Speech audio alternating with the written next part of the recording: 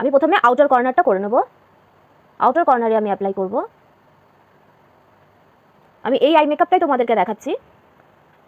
আমি প্রথমে 3 আর 4 এর মাঝখানে এই একটু ডিপ শেডটা অ্যাপ্লাই করছি, আর এটাকে ক্রিজ লাইন ধরে 2 অবধি টানছি। এই কালারটাই লোয়ার ল্যাশ লাইনে অ্যাপ্লাই হবে। এইভাবে 4টে পার্ট করেই কিন্তু সবসময় মিক্স অ্যান্ড ম্যাচ করে 3টে কালার, 2টো কালার এইভাবে আই মেকআপ করা হয়। এবার 3 আর 2 এর মাঝখানে, এই 3 আর 2 এইটার মাঝখানে আইবলের ওপরে আমি এখানে একটা পার্পল শেড অ্যাপ্লাই করেছি। এটা হালকা শিমার আছে। আমি আগের কালারটা দিয়ে হালকা ব্লেন্ড করে দিচ্ছি, যাতে কোনো হার্শ লাইন না থাকে, দুটো কালার যেন খুব সুন্দরভাবে ব্লেন্ড হয়ে যায়।